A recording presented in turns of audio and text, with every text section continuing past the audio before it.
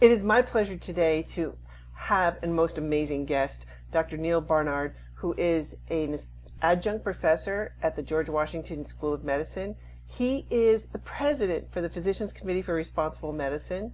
He's the founder of the Barnard Medical Center in Washington, D.C. He's written over 70 scientific publications and 18 books. Wow. Thank you so much for taking time to be here today. Well, it's great to be with you today. Well, I have one of your books. This is The Cheese Trap. Right. To me, it really hit home. Wow. Because, like, you go into the grocery store. I mean, before I became plant-based, you go into the grocery store and you pick up some cheese and you're like, yeah, okay, just throw it in the cart. But how can you discuss how cheese is made? Just kind of give us an overview. Well, yes. And let me maybe mention, if you don't mind, sort of where this book came from, because it's a funny thing to have a book called The Cheese Trap. What's that about? And the genesis of it was actually, we were doing a research study here with people with diabetes, and we would use a totally plant-based diet, meaning no meat, no cheese, no dairy at all. And people did great. I mean, they would lose weight, their cholesterols would fall, and their diabetes came under much better control. Sometimes it would go away. However, I would hear people say, I feel better than I felt in a long time, but even so, sometimes I really miss cheese. I thought, why? You haven't been eating it, and you've lost weight, and you're doing so well. So, I don't know. I'm just craving, and they weren't craving other things. It was specifically cheese. Yeah, I'm with you. So anyway, the question was, why? And so I started looking into it, and I found really three things. One is that cheese can really contribute to weight gain. To a surprising degree. Number two, it contributes to a lot of other health problems apart from weight gain. And third is it's surprisingly addicting. And I'm going to actually use that word. And so I thought people should know about this because A, there's a way out of it. And B, when you find the foods that you are consuming when you break your love affair with cheese, the foods you're consuming are actually better and more exciting, and the way you feel is better than it had been before. So I found that really a cool thing, and so that's where the cheese trap is from. But anyway, so with that preface, you asked me, How do you make cheese? what cheese? Yeah, where cheese comes from? Cheese comes from the cheese plant. You just take the box of cheese off. Oh, No, not quite. okay. So it starts early in the morning. The milk trucks come into the cheese factory and they pour the milk into a big bin that looks like a wading pool. And then to get the milk to start to ferment, you have to add bacteria. The bacteria will act on the lactose, sugar, and to an extent the proteins in it, and fermenting it, creating that musty smell that is cheese. And you might say, well, which bacteria do they use? Between your toes, No. there are bacterial species called Brevibacteria, Brevi, Brevibacteria. And if you happened to remember having a college roommate who didn't wash his or her socks for an extra long period of time, that funky aroma coming out of the closet and everywhere else is Brevibacteria fermenting the oils or the other parts of the, say, skin cells and that kind of thing. If you're making a really rich Munster or Limburger, you don't use something like Brevibacteria. That's exactly the genus of bacteria that they use. So when people talk about stinky feet cheese, that's what it is.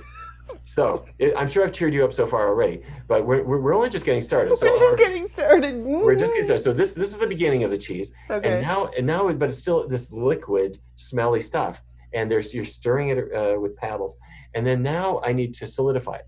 So I need to add some rennet, rennet. Rennet is an enzyme. Traditionally, it comes from the fourth stomach of a slaughtered calf. But most cheese factories today use genetically engineered rennet. Okay. Either way, it's an enzyme that curdles the milk. And so you now have these solid globs. And then the liquidy part that is left is called whey, Whey, and that's drained away. And that leaves you with cheese. And now the last thing is to stop the fermentation from going too far, I'm going to add salt, sodium, a lot of it. And so the sodium goes in, and that kind of stabilizes the bacterial action. And now you've got cheese. Wow. So that's where it came from. Well, And in the process, I should tell you, in the process, this increases the calories. Milk going to cheese, much more calories, more fat, more protein, a lot more sodium. So whatever was in milk is really accentuated in the cheese. wow. Because that was my next question is like, what's the average caloric intake of cheese? I mean, just how fattening is it? The average person in a year consumes about 35 pounds of cheese, which, by the way, a century ago when the USDA started tracking, it was 3.8 pounds. In 1909, the average American ate 3.8 pounds of cheese. Today, it's about 35 pounds of cheese per person. Wow. And calorie-wise, that works out to 65,000 calories. The average American consumes 65. What? Yeah. And conversely, what that means is, what if I broke my cheese addiction? Right. I would save 65,000 calories a year. Just, from the cheese that's on top of a sandwich or on your pizza or whatever. Yeah. Yeah. 65,000 is a lot. And some people more. Yeah, because there's those people that just open the refrigerator door and just, get that cheese and just start snacking on it. That's it. I mean, the number I gave you is just the average. That's the national average. Some less, but some a lot more. Well, you mentioned there's mild opiates in the cheese. Why are they there? Where did they come from? They're called casomorphins. They come from casein, casein, casein. That's the main protein in cow's milk. And a protein is like a string of beads. Mm-hmm. If you could look at it under a powerful microscope, it's like a string of beads. Each bead is an amino acid, and in your digestive tract, they break apart, and each amino acid comes loose, and you can absorb it into your bloodstream, and you use those amino acids to make proteins of your own. Except casein doesn't quite behave that way. It does release some individual beads, but it also releases little strings that have 4 or 5 or 6 or 7 beads, amino acids. They go to the blood, through the blood to the brain, and attach to the same receptors that heroin or morphine would attach to. And so they're called casein-derived, morphine-like compounds, casomorphins.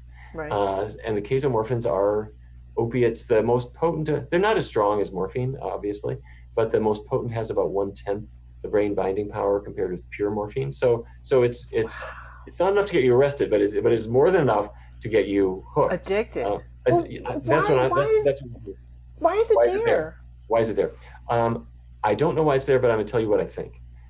If a calf did not like nursing and said, hey mom, I'm not gonna breastfeed for the next couple of days, I'm gonna go play in the woods, that calf's not gonna do well. And if you ever look at the face of a nursing baby, they are so intent. And then when they're done, they collapse into sleep. They're unconscious. And, you just drug the kid, basically. What we think is happening is that Mother Nature, so to speak, built into milk a little bit of feel good that makes the child want to nurse and want to bond with mother. And also has kind of a calming sensation. So it's an anti-anxiety effect. Wow. It's a very mild, totally natural opiate, and there's some of it in milk, but it's concentrated when you make cheese. Even more. Well, you'd mentioned earlier about the sodium levels. I mean, just how high are we talking? For comparison, if I take another really high salt food like potato chips, 2 ounces of typical potato chips have about 330 milligrams of sodium. 2 ounces of cheddar, 350. 2 ounces of Edam cheese, about 500. 2 ounces of Velveeta, 800 milligrams of sodium. I'm talking about one single 2 ounce serving. Hold on to your blood pressure. It's one of the really high sodium foods. If it were any worse, it would be Vaseline. I got to tell you, it is so high in fat, cholesterol, sodium. What we like, the fat. Michael Moss wrote about that. The fat, sugar, salt. That's what is addicting. I think that's really it. We were talking about the casomorphins being the addicting part, but it's also, if you think about anything that's fatty and salty, onion rings, potato chips, French fries, people really go for that. And so I know exactly what you mean. So I think that is it. So it's those sensual characteristics plus the direct brain effect makes cheese just different from other foods. It does. It very much so.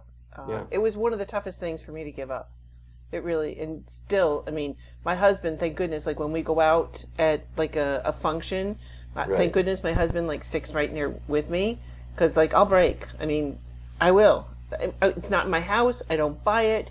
I don't put myself into the situations, but sometimes I have to be for, jobs or whatever. And yeah, it's tough. It really is tough. Yeah, it really can be. When I ask people who are going vegan which foods they miss the most, that's right at the top of the list. I have to say though, in the course of writing The Cheese Trap and talking with other people about it, a lot of people find that when they learn the surprising health effects of it, it makes them less attracted to it. And also, I have to tell you, the environmental part of it and the what the cows go through on a typical dairy has been so surprising for people to learn Yes. that they think, all right, it just takes all the fun out of it, out of the cheese, and it makes you think there's got to be a better way to top my pizza, and there is. Well, So there is. I mean, there's some really great cheeses that are coming out, plant-based cheeses. I mean, not to say that that's going to be great for weight loss, but, but those, I think of them as methadone. They, if you are addicted to that cheddar, that whatever it is, the vegan cheeses, there's one called Kite Hill. They use yes. They use exactly a cheese making process, but they start with almond milk instead of cow's milk, and they make a cheese that is wildly popular, totally botanical.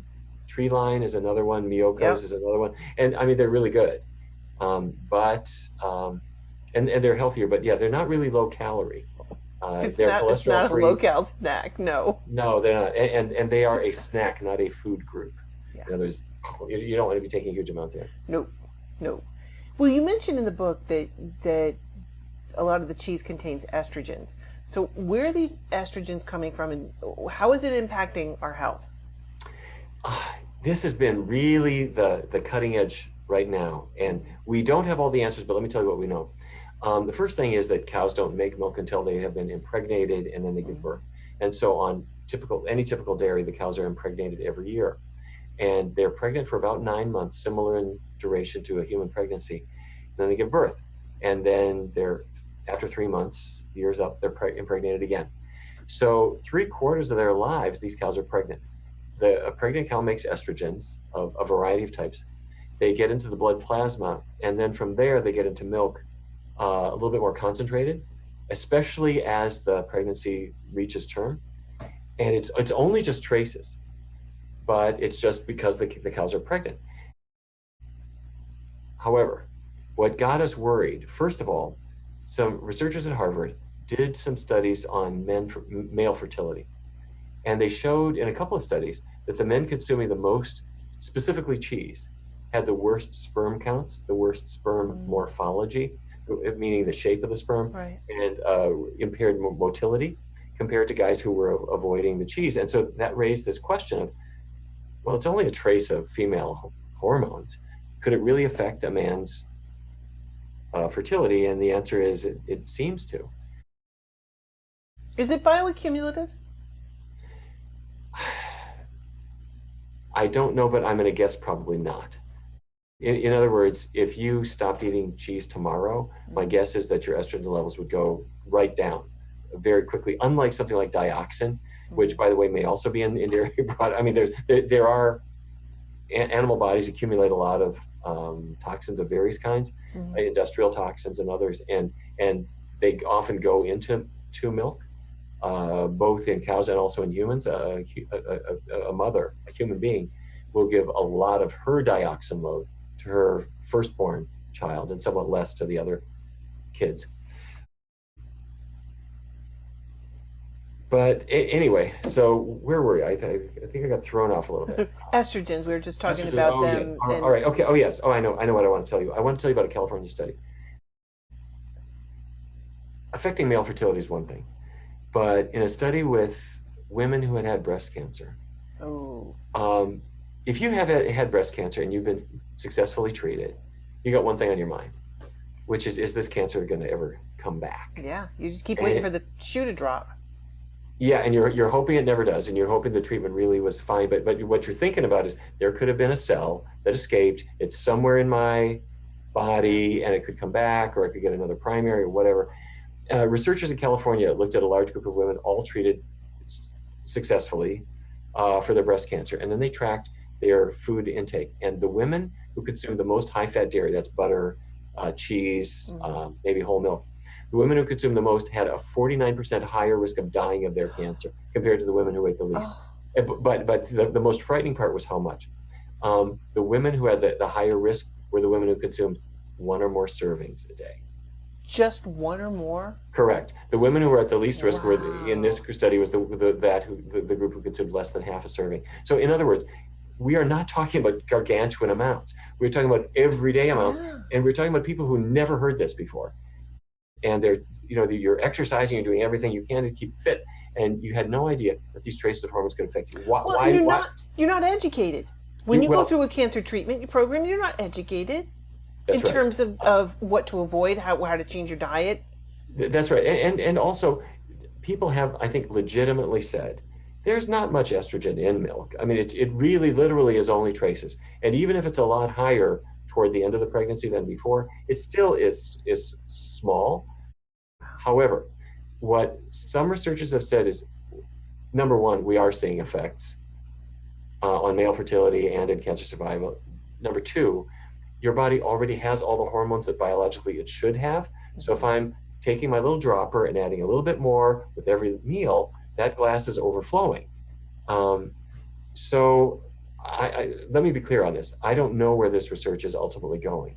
And I think we need more study on it. And I am quite prepared to believe those traces should be totally biologically innocuous.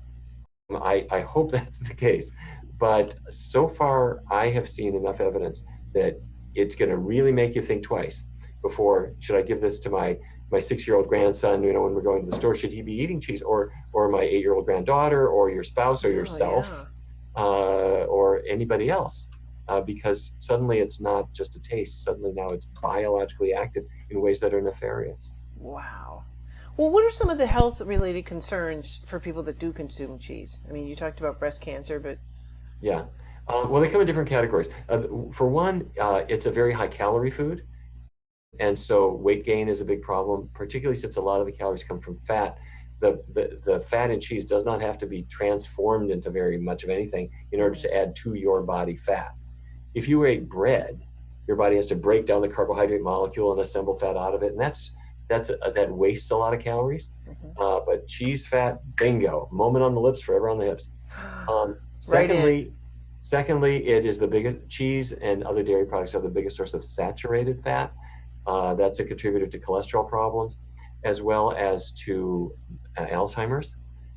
You may know the studies that came out of Chicago. Those people who eat the most saturated fat, bad fat, had 2 to 3 times the risk of Alzheimer's compared to people eating the least. And we think we know perhaps why that is, but it sure makes that grilled cheese sandwich seem a whole lot less appealing. And then the next area relates not to the fat or the cholesterol, but to the protein. For reasons I cannot explain, dairy proteins seem to cause a number of sensitivities. People with asthma, allergies, they get away from dairy products. For some reason, their asthma just settles down or goes away. Rheumatoid arthritis, same story. And not everybody has dairy as their trigger, but it's a very common trigger. And that's not the fat, that's the protein. And the last thing is hormones. So in the cheese trap, I tell the story of a woman who had endometriosis. She got away from not just cheese, but all dairy products and all animal products, and her endometriosis remitted. And the beauty of that is when you take a condition where we can never make it go away, and suddenly it goes away, and then you find of other people who have done the same kind of thing, it's remarkably empowering. So the fat content, the protein content, just the calories, the hormonal issues, they all have their own biological effects. Wow. Well, there's so many a wide variety of different types of cheeses. I mean, you've got your basic, the golden orange processed cheese to, say a creamy mozzarella. So how does cheese get its color? Is that added, or is it just natural that way? Well, what they'd like you to believe is that there's a little bit of beta carotene in the milk, and when you turn it into cheese, it's concentrated and that makes it more orange. Because beta carotene is what makes a carrot orange. There's a Right. little bit of it there. However, the difference, oh, and by the way, there are species differences, like a water buffalo, which is going to be the source of mozzarella, is different from, say, a cow, which is the source of cheddar. And so mozzarella is typically white, whereas cheddar is yellow. However, if you're a cheese manufacturer, you don't want to leave things to chance, so they add a yellow color to it, and they'll write it right on the label that the yellow coloring is added. It's an extremely common thing. Does that have a direct correlation for kids? I mean, like ADHD or, with these dyes? Fantastic question. Don't know the answer, but it must have been 30, maybe 40 years ago. Ben Feingold wrote a book called Why Your Child is Hyperactive. Mm-hmm. And he was a pediatrician who said it's colors, artificial colors, and other artificial additives. And his research, things went back and forth and back and forth and back and forth. And the way things kind of shook out with it was that for most ADHD kids, it's not the colors, but for some it is. And so it's very reliably, that's their issue. Later researchers said, wait a minute, it's not just the additives, it's the food itself.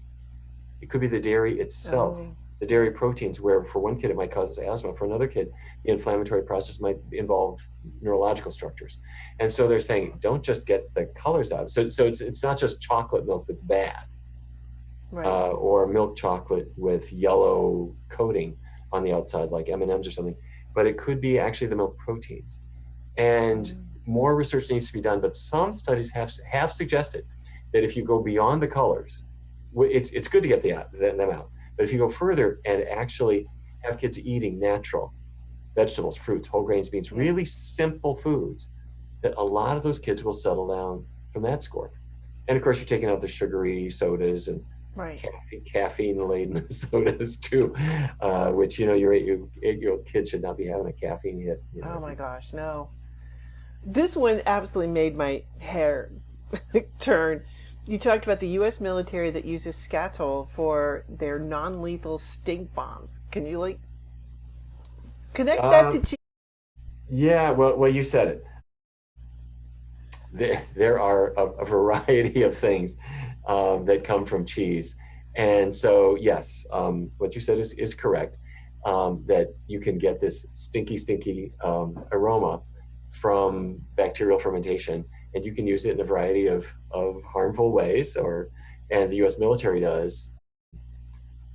And a similar one, and I don't want to gross people out totally, but sometimes we need to be grossed out. When Parmesan is made, there are certain bacteria that are produced, that are used to produce that funky smell, and the butyric acid and other compounds they make happen to be exactly the reasons why vomit smells.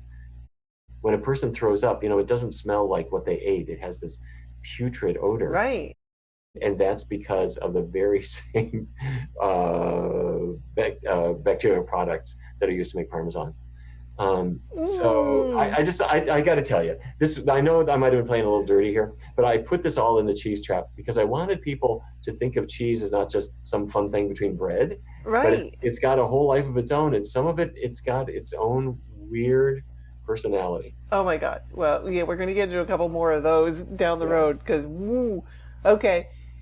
I teach, and I see a lot of kids, when they're working out and stuff like that, they're chugging down whey protein. Right.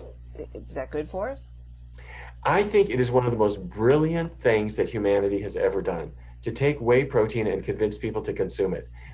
For centuries, whey protein was just this cast-off thing with cheese. So you take milk and you ferment it, and then you add the rennet enzymes, and then you get this solid cheese, and you have to drain away all that water. That watery stuff is called whey, and you can put it in a landfill. You can throw it in the neighbor's yard. If you're a dairy, you got to deal with it. And it was a big waste disposal problem. And not very long ago, somebody figured out, wait a minute. Dehydrate it, let the water evaporate off, and take that residue, the whey protein, put it in a tub, and tell people that it will help their bodybuilding regimen, because it is protein. And so it's amazing. You'll see $35 cans of whey protein being sold to people who are willing to believe it will help them.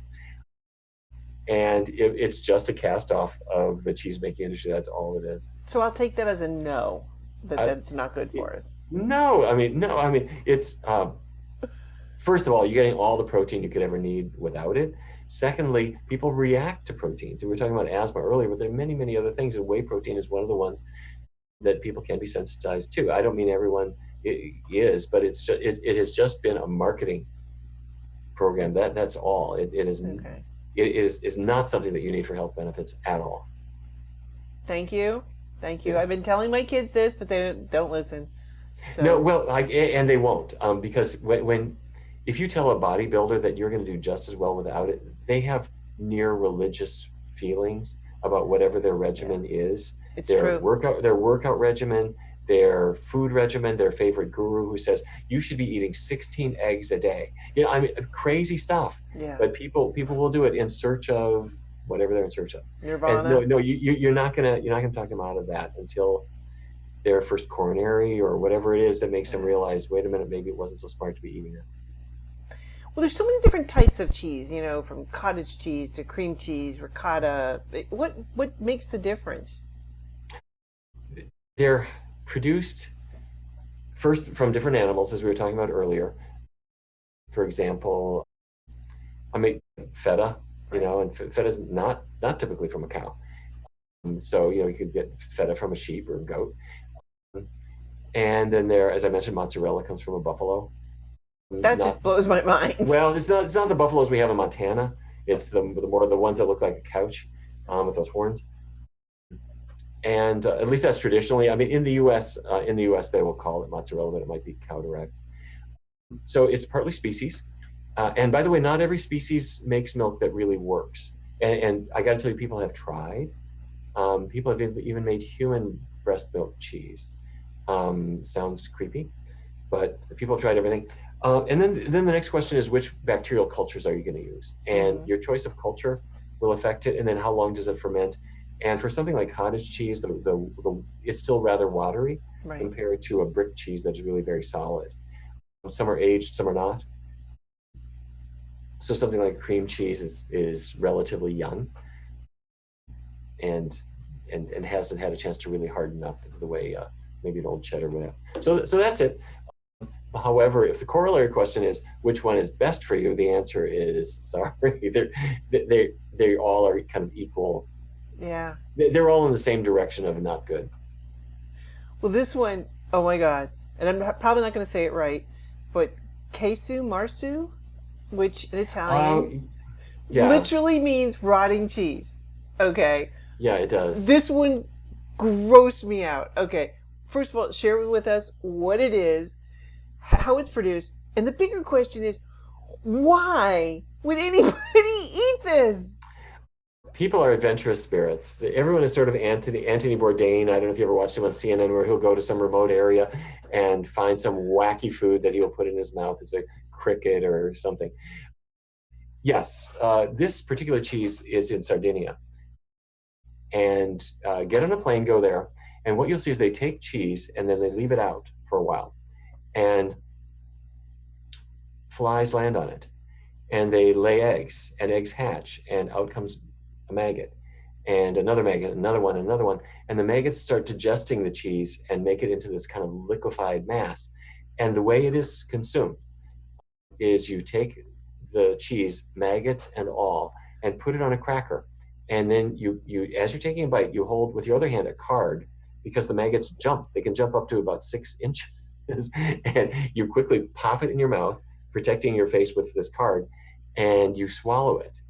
And by the way, this is not legal anymore in Sardinia, but people will still do this. It's not legal. Okay, good. Oh, thank goodness. So when you are next in Sardinia, they may not serve this to you, but you can find it if you look. Cheerful, isn't it? Why? Why would you be eating something that's I don't know. Well, yes, but think about that with stink cheeses too. You know, why do people consume something that is the product of bacterial degradation? And I don't know the full answer to that, but part of it is this. We've talked about cheese stimulating the opiate receptors in the brain. Right. When that happens, as the opiate receptors are turned on by the casomorphins, then they in turn stimulate the release of opiates in the brain. You get this pleasurable sensation, and that then feeds back to everything that you saw or thought of or smelled just before the pleasure came in. So in the same way as a kid's 15 years old, and his friends find a beer behind the garage, and they decide to take a taste of it. And I got to tell you, it never tasted good to any of them. Their first taste of beer, it's bitter. Yeah. However, as the alcohol goes into the bloodstream and it stimulates a variety of neurological structures, including dopamine release. And then the brain feeds back and says, okay, what were you smelling? And you start associating pleasure with the taste, the look of it, all of it. And so then fast forward 20 years, the guy, it's a hot summer day, and there's nothing he likes better than the taste of a cold beer. Cheese is the same way. You start to associate the scent of it, the look of it, the mouthfeel with the brain effect that follows. And so people then want stinkier and stinkier cheeses. It's not a logical thing. It's just related to the dopamine release. Okay. Well, how has our cheese intake changed over the years? Oh, massively, massively. Yeah, as I mentioned earlier, it was less than 4 pounds per person per year when the USDA started tracking. And then it percolated along until about the 60s and 70s. And that's when fast food chains became pretty ubiquitous. And there was not a burger they couldn't put some cheese on top of. And then pizza chains really drove it into hyperspace, with not only by being in every town in America and much of the rest of the world, but by gradually augmenting the dose of cheese that's there. Stuffed into the crust. I mean, just right. Really. Exactly. And this has been by design because they really want to sell a lot of cheese, and people will willingly buy it. And in contrast to milk consumption, which has been falling, cheese consumption has been rising, and it shows no sign of stopping.